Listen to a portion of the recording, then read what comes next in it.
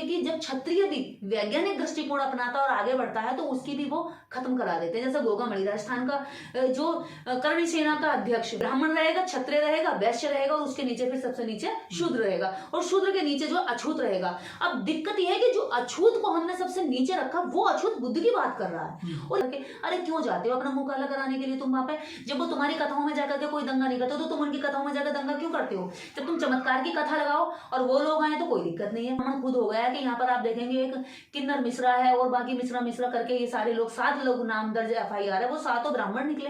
वो 7 ब्राह्मण जाकर के कथा में कुर्सियां तोड़ रहे हैं, टेंट उखाड़ रहे हैं, फायरिंग कर रहे हैं, औरतों को खींच रहे हैं, बच्चों को मार रहे हैं।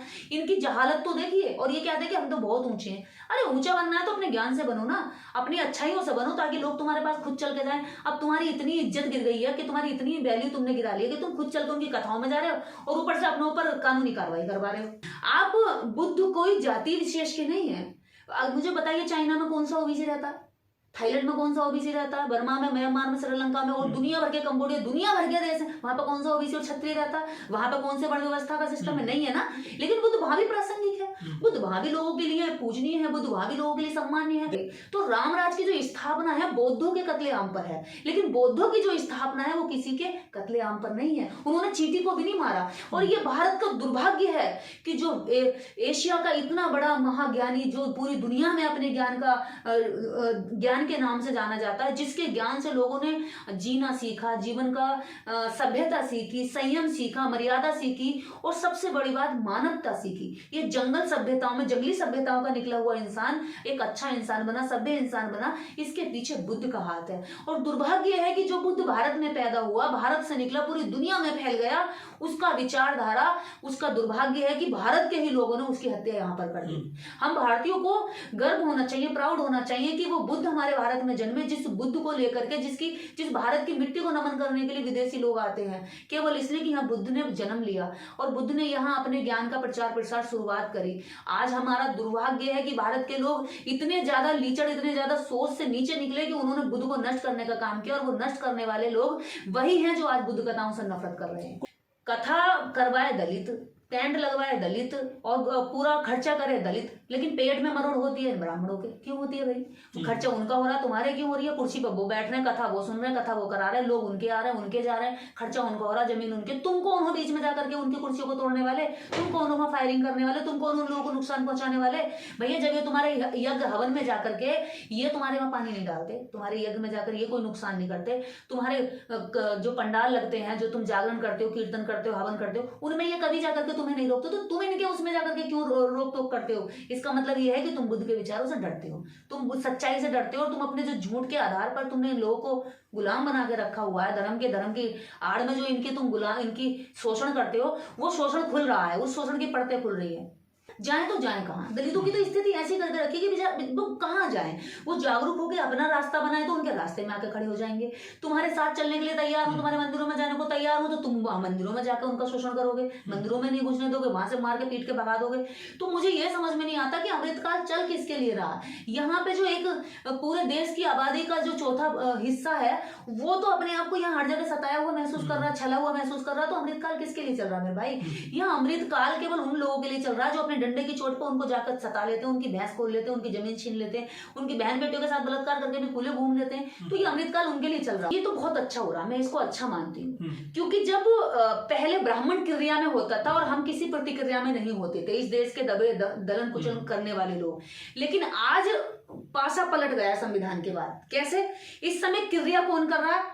क्रिया कर रहा है दलित वर्ग। कैसे करता है वो क्रिया? जय भीम बोलता है, नमो बुद्धाय बोलता है, उसके विचारों का प्रचार प्रसार करता है, टेंट लगाता है, मंच लगाता है, अपने भाषण देता है। जिसको बोलने का अधिकार नहीं था आज वो मंच लगा के भाषण देता है। जिस औरत को जूती में रखने का अधिकार नहीं था आज वो औरत बुद्ध के मंच पे बैठ करके बुद्ध कथा करती है, गाना गाती है, मेरे जैसी महिला स्पीच करती है। उत्तर प्रदेश के घाटमपुर स्थित एक गांव में दलितों की कथा में विघन डाल दिया गया। वहां पर ब्राह्मण समाज के लोगों ने फायरिंग करी, तोड़फोड़ करी और कई लोग उसमें गंभीर रूप से घायल हैं। बुद्ध कथा में जो विघन डाला गया है, पूरे मामले को आप किस तरह से देखती हैं?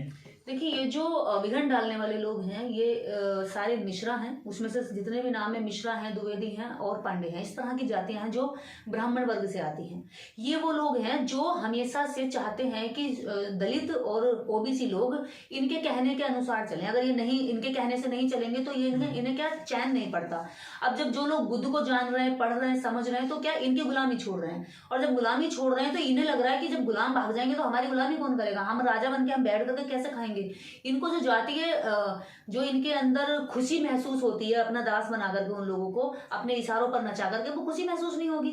इसलिए इन्हें नफरत लगती है कि ये बुद्ध की कथा क्यों कर रहे हैं, ये सारे लोग इकट्ठे होकर के डॉक्टर अम्बेडकर के विचारों का प्रचार प्रसार क्यों कर रहे हैं। देखिए, लेकिन जो दूसरे धर्म के कथावाचक हैं उनके तो बड़े बड़े जो है तंबू लगते हैं और वहां लाखों लोग पहुंचते हैं। वहां तो दलित जाकर के या जो गरीब जातियों की व्यक्ति हैं वो तो कोई विघन नहीं डालते हैं। आखिर इनके जो कार्य में क्यों बाधा डाली जा रही है? देखिए, मैंने कहा ना, क्योंकि झूठ हमेशा सच से डरता है और अंधेरा हमेशा उजाले से कांपता है। तो वही है, बुद्ध सच है और जो ब्राह्मण का बनाया हुआ जाल है वो झूठ है। तो इसलिए वो क्या है, जाकर के इनको रोकते हैं या फिर कई बार ओबीसी से रुकवाते हैं। जब दलित करता है, जब ओबीसी इनके कहने में नहीं चला, ओबीसी भी इनसे दूर हट रहा है, क्योंकि ओबीसी खुद बुद्धिज्म की ओर जा रहा है, अम्बेडकरवाद की ओर जा रहा है, अपने महापुरुषों की ओर जा रहा है, ज्योतिबा फुले की तरफ जा रहा है, पेरियार की तरफ जा रहा है। तो अब इन्हें लग रहा है कि ओबीसी तो हमारे हाथ में आ नहीं रहा कि ओबीसी से दलित को पिटवाएं।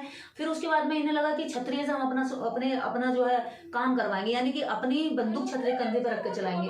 अब क्षत्रिय ने भी क्या करा, क्षत्रिय क्या था, भी तुम्हारी लड़ाई मैं क्यों लड़ूं, मैं तो अपनी रोजी की लड़ाई लड़ूंगा, रोजगार की लड़ाई लड़ूंगा, अपने बच्चों की शिक्षा की लड़ाई लड़ूंगा, मैं तुम्हारी नहीं लड़ता। यानी कि इनके हाथ से क्षत्रिय भी निकल रहा है, ओबीसी भी निकल रहा है और दलित को सताने के लिए भी खुद सामने आना पड़ रहा है। आप देखेंगे पहले हमेशा इस तरह की घटनाओं में आपने देखा होगा कि ओबीसी के नाम होते थे या फिर क्षत्रियों के नाम होते थे, लेकिन अब खुद स्वयं कूदना पड़ रहा है ब्राह्मण को। इतना मजबूर हो गया लोगों की जागरूकता से कि इसे खुद आगे आकर के अपना नाम बदनाम करना पड़ रहा है।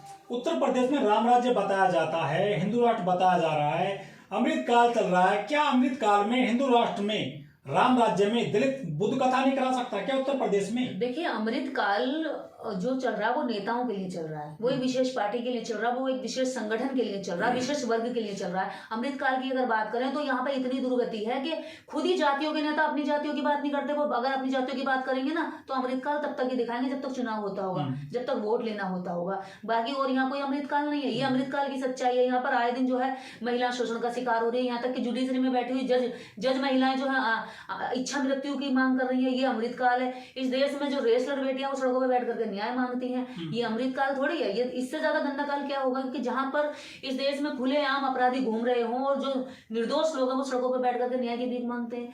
जो लोग जब इनकी कथाओं में, पंडालों में जाकर के जब तालियां बजाते हैं तो इन्हें बड़ा अच्छा लगता है, खुशी महसूस होती है कि हाँ, हमारे इतने सारे लोग गुलाम बन के बैठे हमारी बात में हाँ हाँ कर रहे हैं और ताली बजा रहे हैं। जब यही लोग इनके पंडाल से, टेंट से निकल करके स्वाभिमान का अपना टेंट लगाते हैं, अपने पैसे का टेंट लगाते हैं और वहां पर एक पाखंडी ढोंगी को बुलाकर झूठी कथा का नहीं, सच्ची कथा, बुद्ध कथा कराते हैं, तो इनको बुरा लगता है, इनको चिढ़न होती है, इनको जलन होती है, उन्हें रोकने के लिए कूद पड़ते हैं जाकर। लेकिन उत्तर प्रदेश में ऐसी घटनाएं हर साल होती हैं। इसीलिए होती है उत्तर प्रदेश में नहीं, देश के अलग अलग जगहों पर, मध्य प्रदेश में, राजस्थान में, आप जहां जहां जागरूकता का अभियान चलाओगे वहां वहां ये रोक टोक करेंगे।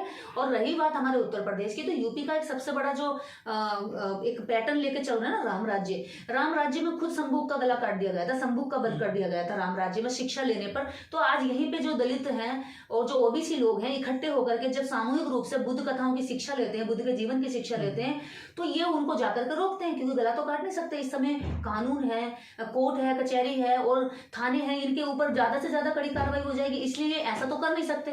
दलित मंदिर में जाए तो पीट करके भगा दिया जाता है, वो कांवड़ लेकर आए तो उसके हाथ में दिक्कत होती है, जलने चढ़ाने दिए जाते हैं। अब वो अपनी बुद्ध कथा करा रहे तो जब भी दिक्कत हो रही है, तब भी दिक्कत हो रही है। मैं वही तो कह रही हूँ, जब ये मंदिरों में जाए तब ये पीटते हैं, जब ये इनके साथ में जाकर के किसी भंडारे में जाकर बैठे तो इन्हें नीचे बिठा कर खिलाया जाता है, इनका हर जगह अपमान किया जाता है। जब वो अपमानित दलित वहां से हट करके अपना स्वाभिमान का कुछ अपना ठिकाना बना के वहां पर सुनता है, अपनी कथाएं करता है, कोई धार्मिक रूप से, सामूहिक रूप से जुड़ता है, तो इनको तकलीफ होती है। यानी उनका अमृत काल में जीना दूभर है, ना वो इधर जीने देंगे, ना वो उधर जीने देंगे, ना वो बीच में बैठने देंगे। यानी कि उनकी जिंदगी को इतना मुश्किल बनाते हैं कि वो। लेकिन संविधान का युग है अब तो निर्देश जी, संविधान के युग में मैं बता रही हूँ ना, संविधान के युग में ही इनका ये डर है, वरना ये तो जाकर के सारी बस्तियां फूंक देते थे। तब जब संविधान नहीं था सारी बस्तियां फूंक दी जाती थी। संविधान का युग नहीं था तो खुलेआम बहन बेटियों को उठा करके ले जाता था।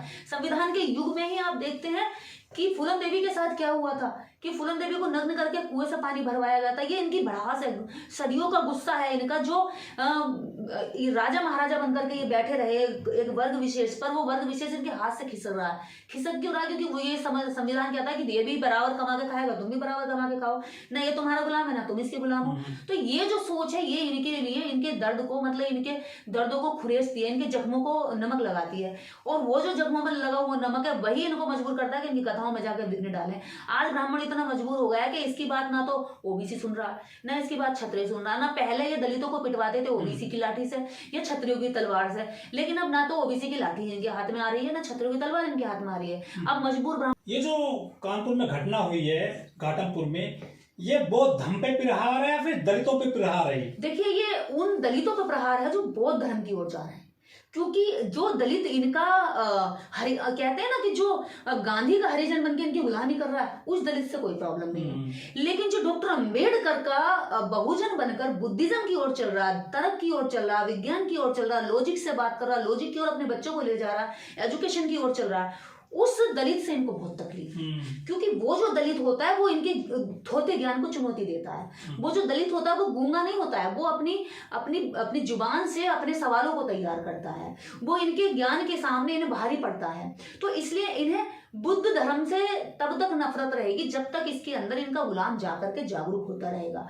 बुद्ध धर्म से तो ये तब से नफरत करते हैं। पुष्यमित्र शुंग ने पूरे देश के अंदर बुद्धों का कत्लेआम कराया, जो सरयू नदी के नाम से जानी जाती थी नदी का, पूरा इतने बौद्धों के सर कलम कराए, बौद्ध भिक्षुओं के सर कलम कराए कि असरफियां देनी, और जो एक दिनार मिनार जो भी उस समय कुछ चलता हुआ रुपया था वो उसके इनाम रख दिए गए, एक एक सर पे इनाम रख दिए गए, और इनाम दे करके बौद्ध भिक्षुओं के सर कत्लेआम कर दिए, और सारे बौद्धों को काट करके नदियों में फेंक दिया गया। और इतना नदी में सर फेंके गए कि नदी का कलर सफेद से लाल हो गया, तभी उसका नाम सरयू पड़ा। इतने सर के सरी सर दिखाई दे रहे थे, जैसे कोरोना में नदी में लाश दिखाई दे रही थी। वही हाल पुष्यमित्र शुंग ने यहाँ बौद्धों का किया, और बौद्धों के इस हाल पर ही उसने यहाँ पर रामराज की स्थापना करी। कुछ लोग ये कह रहे हैं कि जो गौतम बुद्ध है वो विष्णु के अवतार हैं, इसके अलावा जो बौद्ध धर्म है वो हिंदू धर्म का एक पार्ट है, तो दिक्कत क्या है फिर? देखिए जब अगर बौद्ध धर्म हिंदू धर्म की ही शाखा है तो मुझे नहीं लगता कि इन हिंदुओं की इतनी नफरत करनी चाहिए, फिर तो बुद्ध को अपना लेना चाहिए। सारे मंदिरों में बुद्ध की गौतम बुद्ध खुद राजा थे और ओबीसी समाज से आते थे। नहीं, ओबीसी समाज से कहो या क्षत्रिय समाज से कहो या शाक्य एक संघ था उससे कहो, आप बुद्ध कोई जाति विशेष के नहीं है। मुझे बताइए चाइना में कौन सा ओबीसी रहता है, थाईलैंड में कौन सा ओबीसी रहता है, बर्मा में, म्यांमार में, श्रीलंका में, और दुनिया भर के कंबोडिया, दुनिया भर के देश है, वहां पर कौन सा ओबीसी और क्षत्रिय रहता है? वहां पर कौन से वर्ण व्यवस्था का सिस्टम है? नहीं है ना। लेकिन बुद्ध वहां भी प्रासंगिक है, बुद्ध वहां भी लोगों के लिए पूजनीय है, बुद्ध वहां भी लोगों के लिए सम्मानीय है। ब्राह्मण रहेगा, क्षत्रिय रहेगा, वैश्य रहेगा, और उसके नीचे फिर सबसे नीचे शूद्र रहेगा, और शूद्र के नीचे जो अछूत रहेगा। अब दिक्कत यह है कि जो अछूत को हमने सबसे नीचे रखा वो अछूत बुद्ध की बात कर रहा है, और ये बड़ी गंभीर और डीपली विचार करने वाली बात है कि जो ऊपर रहे, जो ज्ञान का डंका बजाते जाते हैं अपने कि हम बहुत बड़े ज्ञानी हैं, हमारे वेद लिखे, हमने पुराण लिखे, हमने कथाएं लिखी, वो ज्ञान मानने वाले लोगों ने बुद्ध के ज्ञान को नकार दिया। लेकिन जो सबसे नीचे रहने वाला तबका, जिसको अछूत कहा गया, जिसको आज दलित कहा जाता है, उस दलित की सोच देखिए, इतना नीचे रखने के बाद भी उसकी सोच कितनी हाइट पर है कि वो बुद्ध को पहचान रहा है, वो बुद्ध की बात कर रहा है, बुद्ध के विचारों का प्रचार प्रसार कर रहा है। बड़ी बात यह है कि वो अपनी कथाएं लगा रहा है छोटे छोटे स्तर पर, जितना उसका खर्चा हो सकता है अपने संसाधनों से। जहां सरकार बुद्ध के नाम पर उन लोगों को 1,000 रुपए का भी अनुदान नहीं दे सकती है, लेकिन वो अपनी जेब का पैसा काट करके खर्चा करके कुछ कथाएं करा रहा है। लेकिन जो ज्ञान की बात करता है, वेदों की बात करता है, विज्ञान की बात करता है, वो सत्यानाश कर रहा है कि वो वहां जाकर के कथाएं तोड़ रहा है। राजेंद्र पाल गौतम दिल्ली में वो दम दीक्षा दिलवाते हैं, तो उनपे भी कार्रवाई हो जाती है, उनपे भी मुकदमा हो जाता है। आखिर दिक्कत क्यों है पूरे देश में गौतम बुद्ध को लेकर या धम्म दीक्षा को लेकर? ये दिक्कत वाला जो वर्ग है ना, आप देखेंगे कि मीडिया में बैठा हुआ भी ब्राह्मण वर्ग है। आप बहुत सारे लोग कहते हैं कि हमेशा आप टारगेट करते हैं विशेष जाति को। मैं टारगेट नहीं करती हूँ, वो लोग हमेशा से बुद्ध के विचार को टारगेट करके उन्हें खत्म करना चाहते हैं, तो हम बताते हैं कि वो कर क्या रहे हैं। मीडिया में बैठा हुआ एक वर्ग है जिसके नाम के पीछे द्विवेदी है, मिश्रा है, चतुर्वेदी है, शर्मा है, इस तरह का जो वर्ग है वो आप जानते हैं किस जाति से आता है। वो हमेशा क्या करता है कि जहां जहां भी वैज्ञानिक दृष्टिकोण पर दलित, ओबीसी या पिछड़ा, या फिर आप ये देखेंगे कि जब क्षत्रिय भी वैज्ञानिक दृष्टिकोण अपनाता और आगे बढ़ता है तो उसकी भी वो खत्म करा देते हैं। जैसे गोगामणि राजस्थान का जो करणी सेना का अध्यक्ष, जो पहले जब दलितों के खिलाफ नफरत उगल रहा था तो उसको सुरक्षा दे रहे थे, उसको बढ़ावा दे रहे थे, लेकिन जब उन्होंने डॉक्टर अंबेडकर को पढ़ा, बुद्धिज्म को पढ़ा, जब वो उधर जाने लगा कि हाँ जय भीम होना चाहिए देश के अंदर, और जय भीम, डॉक्टर अंबेडकर ने हमें सारे अधिकार दिए, हमें इस देश के अंदर जो हम पे राज करने वाला, हमें गुलाम नीचे रखने वाला जो वर्ग है उसकी हम गुलामी नहीं करेंगे और हम ना क्षत्रिय धर्म निभाएंगे, तो उसकी हत्या करवा दी। यानी कि जो यहाँ बुद्ध की बात करेगा, जो अंबेडकर की बात करेगा, वो किसी भी जाति विशेष का हो। अभी आप सोचते हैं कि अगर कोई ब्राह्मण अंबेडकर की बात करेगा तो वो उनके लिए कतार हो जाएगा? नहीं, अगर कोई भी ब्राह्मण वर्ग से निकलने वाला व्यक्ति अंबेडकरवाद की बात करेगा, बुद्धिज्म की बात करेगा, तो वो भी नफरत का शिकार होगा। ये मत सोचना। पंडित राहुल संक्रांति है, कितने बड़े बड़े इस देश के अंदर अभी भी आप देखेंगे, और झारखंड के एक और यहाँ पर अभी कई ऐसे लोग हैं जो ब्राह्मण है लेकिन इनकी विचारधारा के साथ मैच नहीं करते, अंबेडकर राइट हो चुके हैं, तो उनसे नफरत करते हैं, उनके साथ नहीं रहे वो। तो क्या इतिहास में बिल्कुल सही लिखा गया है कि बौद्ध विहार तोड़े गए, बौद्ध मंदिर तोड़े गए, और जो गौतम बुद्ध बौद्ध धर्म का जो प्रचार था उस पर रोक लगाई गई थी? जैसे आज बुद्ध कथाओं में बुद्ध मूर्तियां तोड़ी जा रही हैं, वैसे ही बुद्ध काल में पुष्यमित्र शुंग ने, उसके बाद में जितने राजा इनके बने, उन्होंने बौद्धों के मंदिर तोड़ दिए, जहां जहां तोड़े गए वो तोड़ दिए गए। नालंदा तोड़ दी, तक्षशिला तोड़ दी, और कितने सारे विक्रमशिला तोड़ दी। बहुत सारी जो यूनिवर्सिटियां थी जहां पर बुद्ध धर्म की शिक्षा के साथ साथ पुस्तकालय थे, वो सब जला दिए गए ताकि लोग जागरूक न हो सके, बुद्ध के साहित्य को न पढ़ सके, बुद्ध का साहित्य जला दिया गया। जैसे आज कथाएं तोड़ी जा रही हैं, जैसे आज कथाओं में पंडालों में आग लगाई जा रही है, लोगों को डराया धमकाया जा रहा, वैसे ही उस समय पर डरा धमका करके, कत्लेआम करके सारी जो कहानी है वो समाप्त करने की कोशिश की। लेकिन कहते हैं ना, सत्य को विचलित किया जा सकता लेकिन पराजित नहीं किया जा सकता। देर से ही भले सत्य उठकर आता है, और वही आज बुद्ध के साथ हो रहा है। बुद्ध निकल कर आ रहे हैं, कितनी भी धरती के नीचे गाड़ने के बाद हम जमीन खोदते हैं, एशिया की जब हम पूरी एशिया में जब जहां जहां खुदाई होती है 25-30 फीट खोदने के बाद ही तुरंत बुद्ध हाथ आ जाते हैं। यही कारण है कि यह धरती बुद्ध की है। यहाँ पुष्यमित्र शुंग और मनु के जो कपूत हैं वो कोशिश करते हैं कि बुद्ध को दबाया जाए, छला जाए, या फिर उसका ब्राह्मणीकरण किया जाए। लेकिन जो ऐसे जो बहुजन कलाकार उनको भी धमकियां दी जा रही है कि आप कैसे गाने क्यों गाते हैं? कोई नहीं डरने वाला, कोई नहीं डरने वाला। जो अभी इनको ये पता नहीं है, जो अंबेडकरवाद की विचारधारा को एक्सेप्ट कर लेता है ना, वो किसी चीज से डरता ही नहीं है। मुझे नहीं लगता कि कोई भी विशाल गाजीपुरिया को धमकी दी गई थी मारने की, वो नहीं डरा। कितने सारे सिंगर हैं उनको धमकी गई, हमारे ऊपर कितने सारे मुकदमे चल रहे हैं कि हम डरे? अरे इन ढोंगी गीदड़ भक्तियों से कौन डरता है? बुद्ध नहीं डरे इनसे, बाबा साहब नहीं डरे इनसे। बाबा साहब डॉक्टर अंबेडकर ने लखनऊ के एक भाषण में यहां तक कह दिया था कि अगर एससी ओबीसी एकजुट हो जाएं तो पंडित बल्लभ पंत जैसे ब्राह्मण, एक चितपावन ब्राह्मण, तुम्हारे जूतों के जो फीते हैं उसे बांधने में गर्व महसूस करेंगे। बाबा साहब डॉक्टर अंबेडकर नहीं डरे इनसे, तो बाबा साहब डॉक्टर अंबेडकर हैं, यहाँ कैसे डर जाएंगे? आज हम भी नहीं डरने वाले हैं, और ना ही ये दलित डरने। जहां जहां आप डराने का जितना ज्यादा प्रेशर डालोगे, वो इतना तेजी से उठ करके बुद्ध के विचारों को अपनाएंगे और बाबा साहब के रास्ते पर चलकर तुम्हें सबक सिखाएंगे, क्योंकि तुम्हारे दास नहीं है। ये संविधान का राज है, मनु का राज नहीं है।